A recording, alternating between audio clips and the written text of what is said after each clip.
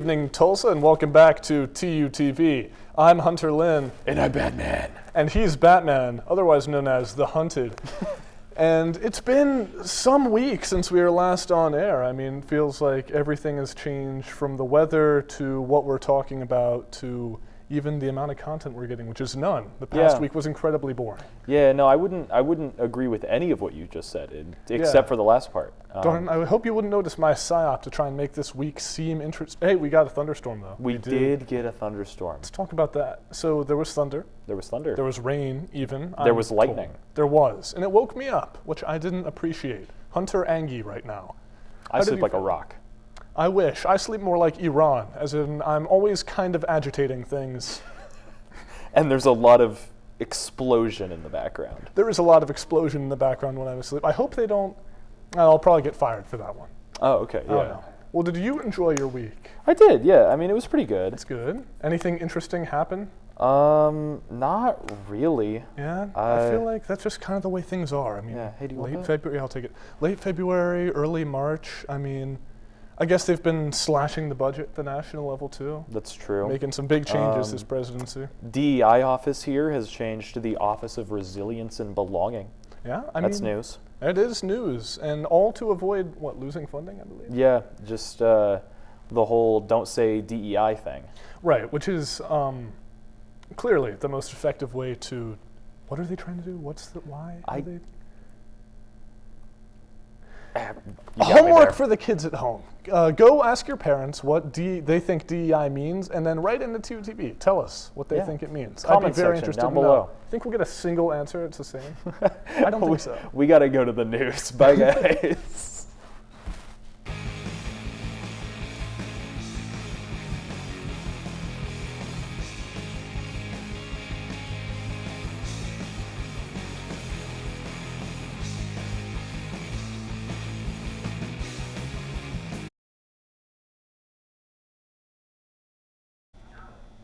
Hello, welcome to the news. I'm Anderson Bell. And I'm Joe McCurdy. Join us as we talk about the socioeconomic state of the world right now. I feel like people don't do that enough. Kids Not these enough days, at all. They're talking about selfies. Yeah.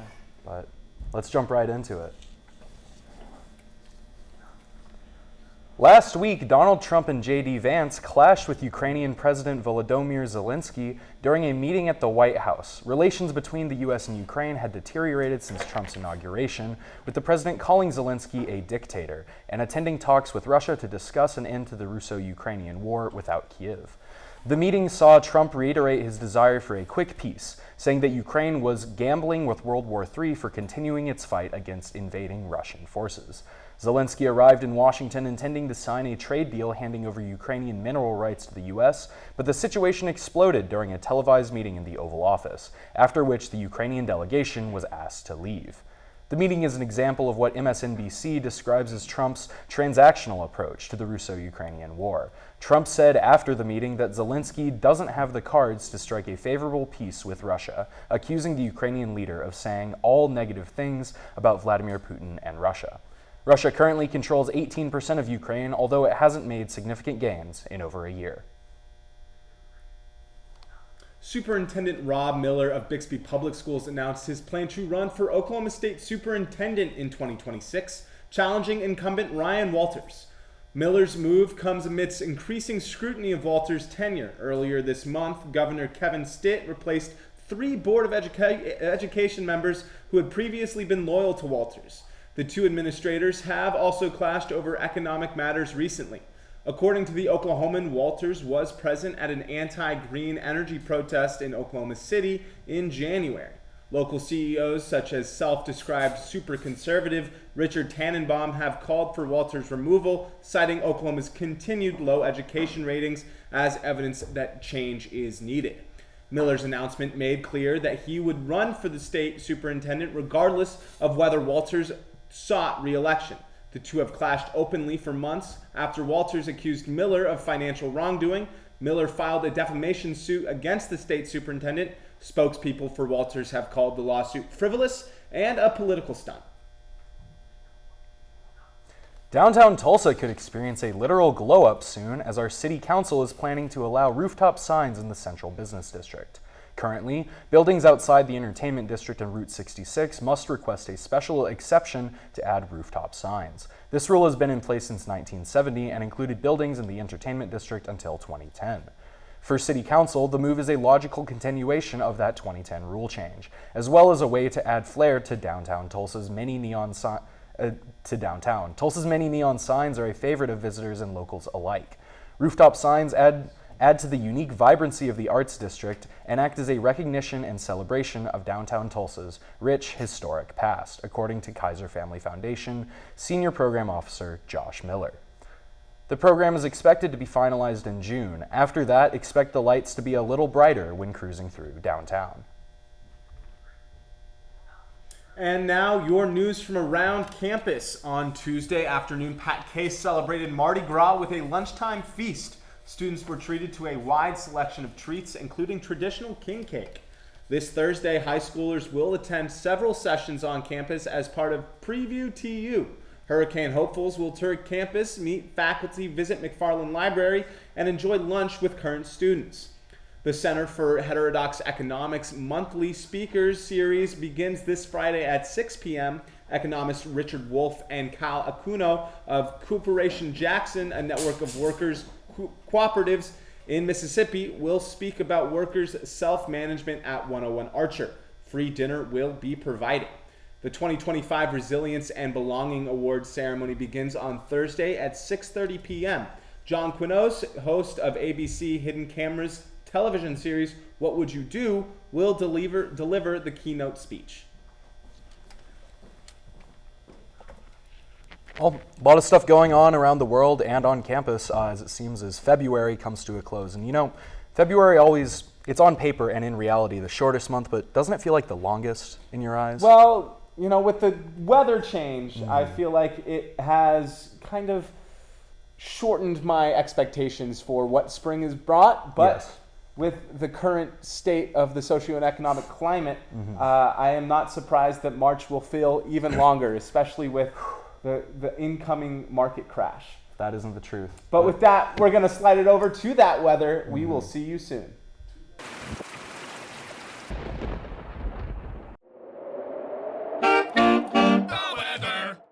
Hi, and welcome back to the TUTV Weather Studio. I'm Carter Reed. Today, Tuesday the 4th, is going to be coming to a close with a high of around 52 degrees. So a little bit cooler than we've been seeing lately, but a lot of that's caused by that cold front moving through, causing all those storms you may or may not have noticed this morning, depending on when you get up. But that's going to be pretty calm for the rest of the week. Things are going to be a little bit quieter than we've been getting used to lately with the sudden warm spells and blizzard, but Saturday will have a slight, about 20% chance of showers in the early morning. Moving through the rest of the weekend, things are going to be sitting once again around the mid-60s, with a warm front coming through hopefully early next week. Midday Monday is probably when we're looking at that, with highs moving up into the mid-70s. We do have a current wind advisory right now, so that is going to last until midday on Wednesday. Nothing too serious with that, but something to be aware of during your morning commute. As you can see here, that's covering just about the entire eastern third of the state. So pretty serious stuff all the way down from Kansas to Texas. So nothing to be alarmed about, but something to be definitely aware of in the morning. Moving over now to our GFS model, looking at the 500 millibar map. This is going to be Wednesday of next week. So as we move into spring with tornado season and storm season approaching, we're going to see more and more of these long wave troughs moving across the continental U.S. That's kind of what causes that tornado season we're all used to here. So midweek next week into Wednesday, we will see another one of those troughs moving through, probably with similar results to what we saw this morning. We are in the right exit region of that trough. So that's going to be putting us in a potential spot to receive some of that severe weather. But that's something that's about a week out. It's hard to say whether or not these models are going to validate exactly, but they are trending towards a severe storm event. So something to keep in mind. I think that's just about it for today's weather. I'm Carter Reed. Thanks for watching. We couldn't think of anything else interesting to do, so I figured we'd fight with swords on the air. Well, I guess that settles that. It sure does. All right, let's talk about something. Yeah. So you watching any college basketball, Aristotle? I don't. Do you? I do, yeah. I think it's a good way to spend Dude, well, it looks like Aristotle, your tie isn't the only one that took a little bit of a beating today. Oh, this poor nice. chair, I don't know, we'll have to send for the repairman. Far away. College basketball. How do you feel Yes. about it? I think it's definitely one of the basketballs, you know? It is. I've always preferred the NBA. You know, come I a little feel like closer. I'm You're a little look far. at me. Look at me, I'm terrified of you because, you know, sword fight and all that stuff. Yeah. I feel like NBA is just more entertaining than college basketball. Does it have different rules? Is it? Only slightly, but I think I've never found as much attachment to a college team as I have to the NBA, and I know that's somewhat of a rare take. I guess Right. more so in football, because obviously almost every small town in the nation has their own football team when it comes to college. But I don't know, I just prefer NBA basketball, Okay. Yeah. even though, you know, I it's mean, not real. It's got taller guys, better It's got taller players. guys, You it know, does. Michael Jordan, I mean, Kevin really, Durant. there He's you a go. basketball You player. don't really need anything more than that. You know, he used to play in Oklahoma City. Yeah, he did He did. There for you the go. Thunder. He did. They made a movie about it. They made a movie about it. Thunderstruck. Was that any good? I never really watched. Never heard of it. He Joe, lost his skills to like clue? aliens or something. It's actually probably one of the worst basketball. Really bad. Got it. We got word from the desk that it is in fact not a good basketball film. So unfortunate for any combination Oklahoma City Thunder fans and sports movie fans, which is, you know, probably actually a sizable demographic. Yeah. I would say. Space Jam 2. Never seen it. They want us to talk about Space Jam 2, but I'm pretty sure that's the same as them wanting us to tell you how to do crimes, because that movie is basically treasonous. Yeah. Let me tell you something about it. I didn't even like the original Space Jam. I thought it was poorly done with what they had. But Space Jam 2 is like a parody of that. Yeah. I've never had much attachment to Looney Tunes. No. Yeah. Speaking of Looney Tunes, we're a couple of loons, We and are. we're sending you over to entertainment. You know what? Like, because Looney Tunes, Tunes. like tunes. Yeah, tunes.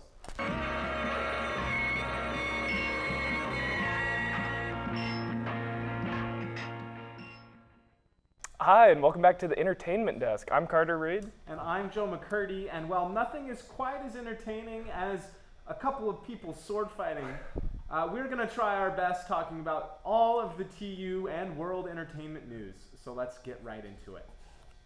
The Oklahoma Center for the Humanities at the University of Tulsa hosted a lecture on Thursday on the social context that led to the creation of everyone's favorite cartoon dog, Scooby-Doo.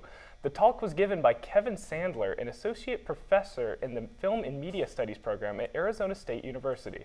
Sandler spoke about how Scooby-Doo was created during a societal moral panic about the great amount of violence on children's television that was present in the late 1960s. In response, production companies worked to create the lighthearted, non-violent show about 4 people and a dog solving mysteries. During the presentation, Sandler showed several short clips from the Scooby-Doo and Hercules cartoons and hosted a Q&A session afterwards. The event was hosted at 101 Archer, the heart of Tulsa's art district, as the university has been making more of an effort to revive the humanities at TU. The 97th Academy Awards was held on Sunday in Los Angeles, making another big night for those in the entertainment industry. It was particularly a big night for the movie Anora, a film about a sex worker from Brooklyn who gets her Cinderella story when she marries the son of a Russian oligarch. The movie won 5 Oscars, including Best Actress and Best Picture, with director Sean Baker taking home 4 of the most competitive awards the Oscars had to offer. Winning Best Documentary was No Other Land, a 4-year-long project by Palestinian and Israeli filmmakers that followed displaced Palestinians communities in the Israeli-occupied West Bank. In their acceptance speech, the film's co-directors called for an end to the ethnic cleansing of the Palestinian people. The night was also filled with musical performances by Queen Latifah, Wicked stars Cynthia Erivo and Ariana Grande, and Doja Cat, Ray, and Lisa, who recently released a song together. The University of Tulsa Student Government Association has announced that nominations for the Student Organizations Awards are open from February 28th to March 26th. There are 5 categories in which an organization may win: Best Collaboration Event of the Year, Best Individual Event of the Year, Most Community Engagement of the Year, Student Organization of the Year, and New Student Organization of the Year. The award ceremony will be held on April 17th, during which the winners will be recognized. To nominate an organization, visit @utulsa_SSC on Instagram and click the link in the bio, or visit the Student Organization Award Applications tab on SGA's website and fill out the forms from there. As always, there's a lot happening on campus this week. TU's Countdown to Commencement event began today, the 4th, and will last until tomorrow. Graduating seniors can pick up their honor cords, purchase graduation bricks, and take pictures with everyone's favorite mascot, Goldie, and her ugly cursed step-sibling, Gus T, in the Great Hall of the Student Union. On Thursday, Media Studies professor Emily Contois, TU's faculty in residence, will be opening her home for students to study for midterms and eat freshly baked cookies with her and her dog Ruby and fellow food-driven students. On Saturday, MedX will join the Society for Women Minorities in Medicine to host a discussion about the medical and physician's assistant school application process. The event will also contain a presentation about alternative health careers. As always, for more information on the events TU hosts every month, you can check out calendar.utulsa.edu. Well, definitely some exciting stories there. And hopefully, I don't know, maybe I was loud enough because I was not wearing my mic for my first story. But yeah, some entertainment. How did you think about the Oscars? What did you watch? The Oscars? I watched about the first 5 minutes and then fell asleep. That's unfortunate. Exciting stuff. While I consider myself a major film nerd, I have not watched a single of the Best Picture nominated films other than Dune 2. Classic. Of course. Who didn't watch Dune 2, right? Right. But overall, I thought it was a solid night. I think the host did Conan O'Brien did a really great job. I don't feel like there were any big surprises for anyone going into that. Not really. Kieran Culkin was a big win. Adrian Brody had the longest speech of the night. It was impressive. 5.5 minutes. But overall, Oscars, man. Who loves those gold statues? I know I do. Me too. So, well, we're going to slide it over to our next package. Thanks for joining with us.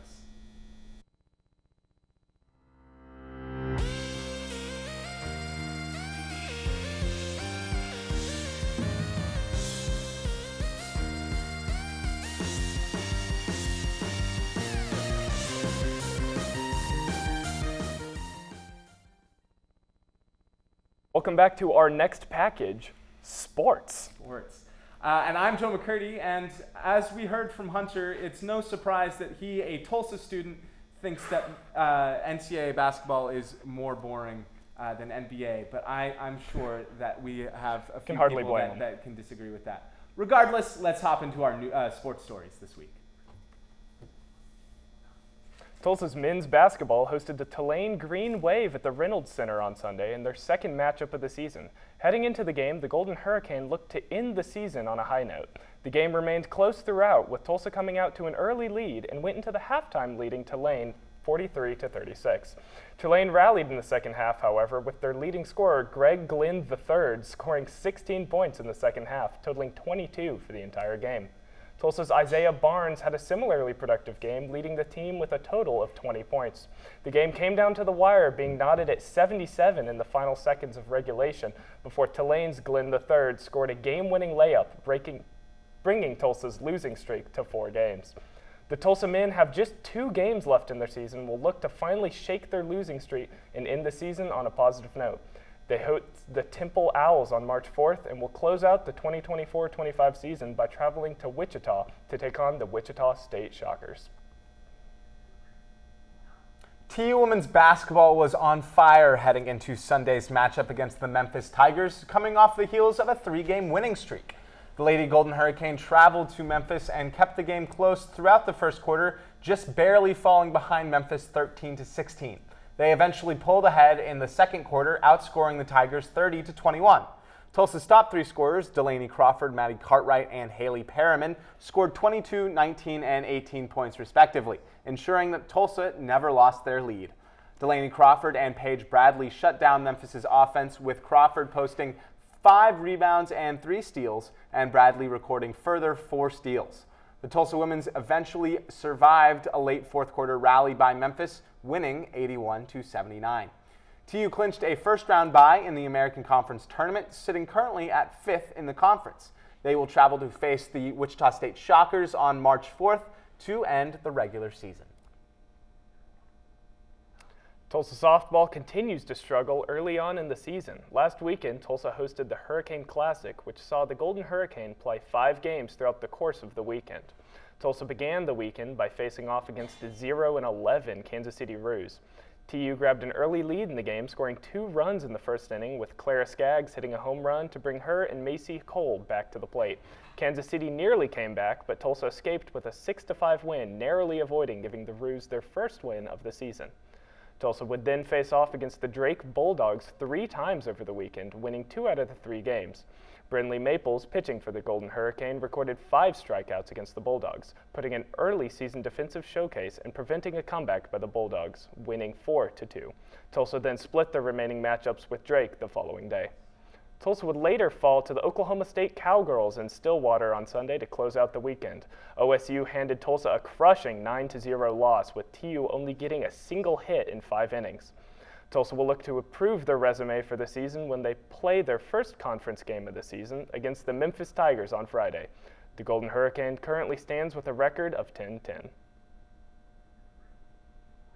The Tulsa Oilers faced off again in a 2-game series against the Utah Grizzlies, playing on Saturday and Sunday. In their first game, Utah came out to an early lead, scoring 2 in the first period before Talon Bokoi kept the Oilers in the game with a goal in the final minutes of the period. The Grizzlies extended their lead after the intermission, with Tulsa answering and bringing the game to 3-2. The Oilers' defense collapsed in the third period, however, allowing Utah to score 5 unanswered goals, showing the worst defensive performance of the season by Tulsa. The next day, the Oilers looked to settle the score against Utah. Tulsa came out to a strong start, with Daniel Latgen scoring his first goal as a professional near the end of the first period.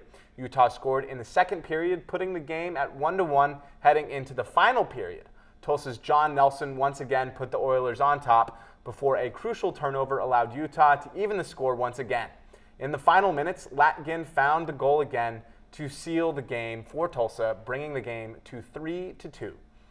The Oilers still sit near the top of the ECHL's Western Conference, holding the 3rd overall seed in the conference and a 31-17 record.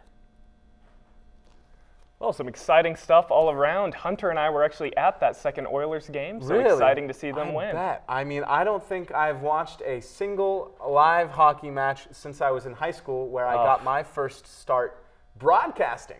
You are missing out. Actually, Liverpool, shout out Liverpool High School, my first ever high school broadcasting gig, and Sounds the intense. only one that I ever have done. Wow, sounds like good stuff. I would say so. Seeing good things from the softball program as well. That's exciting. We'll see what happens. It's always early season woes, always early season hype. It's good to have a good softball team, Absolutely. though, so fingers crossed. But with that, we'll throw you back over to the chairs and see what other shenanigans they've got going on for us today. Have a good one. Brad Carson. Over 2.5 billion years ago, 25% of our planet was covered in ice and snow. However, life still found a way to survive. Woolly mammoths. These great beasts roamed the icy plains. But soon, our ancestors did the same. Going out into the freezing temperatures, these early humans were designed to withstand the elements. Hello, this is Brad Carson. Brad, there's a huge storm coming right now. A huge storm? You mean like the dawn of the Ice Age? Actually, no, Brad. It's like gonna be a thin layer of ice, and That's it, Goldie. We have to cancel classes.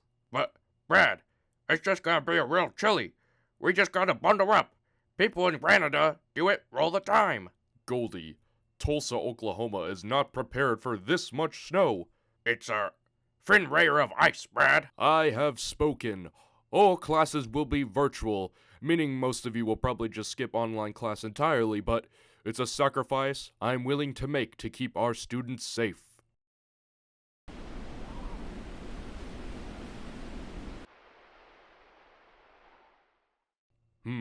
I wonder how much snow we actually got. Okay, School is canceled for the rest of the week.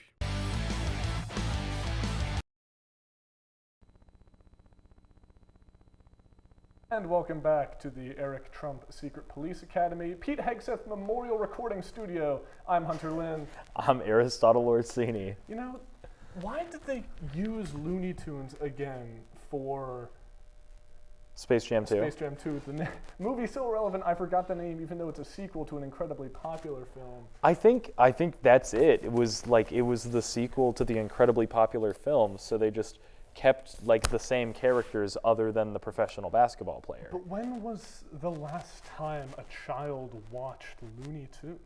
I don't know. I mean, they've had some other smaller shows, I think. I never watched Looney Tunes. I was never a Looney Tunes kid. I guess my little brother was into Darkwing Duck, but that's not. Yeah, I mean that's a Looney Tune. Oh, it is? Yeah. Okay, there you go. It's all. I are they think. Warner Brothers? What are they? Yeah, Warner Brothers. You think they're in the same cinematic universe as the Minecraft movie? Probably. I assume There was so. there was that canceled Looney Tunes movie, like Acme versus whatever, Acme versus Coyote, I think. I remember that they ended up just scrapping to make money from insurance.